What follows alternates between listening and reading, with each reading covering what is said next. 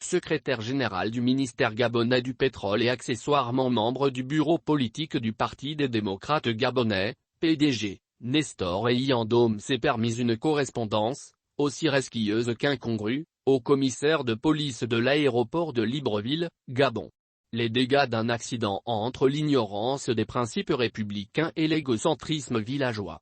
Dans une correspondance adressée le 6 juillet dernier au commissaire de police de l'aéroport, dont le contenu n'a rien à voir avec ses fonctions dans l'administration, Nestor Eyandom informe de l'accueil que doit recevoir, de la part des fils vraisemblablement de Miavoul, un député gabonais désigné à un poste au Parlement panafricain.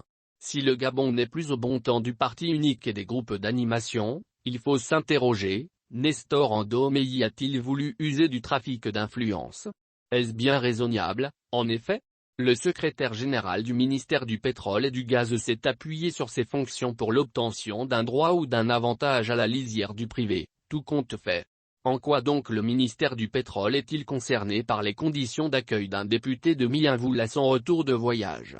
Dépoute, Parlement panafricain, fils de la localité. Ces termes n'ont absolument rien à voir avec les attributions du secrétaire général du ministère du pétrole. Pourtant, Nestor Eyandom les a utilisés dans la lettre envoyée à la police aéroportuaire. Trafic d'influence? Désinvolture? En tout cas, la bévue de Nestor Eyandom vient confirmer qu'un certain confusionnisme, un certain laxisme, squatte la haute administration gabonaise.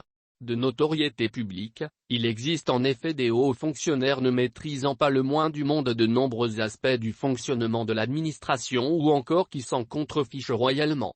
Nestor Eyandom en fait visiblement partie. En utilisant les outils de la République, papier à en-tête, signature et fonction, à des fins personnelles, cette personnalité haut en couleur, folklorique, comme le décrivent certains dans l'entourage de Francine Kéa, ne se rend-il pas coupable de forfaiture et de trafic d'influence? Il reste en tout cas que l'incroyable désinvolture de Nestor Eyandom est un indicateur du visage de la haute administration gabonaise d'aujourd'hui. La République irresponsable. Les hauts fonctionnaires d'aujourd'hui ont-ils vraiment une haute idée du Gabon?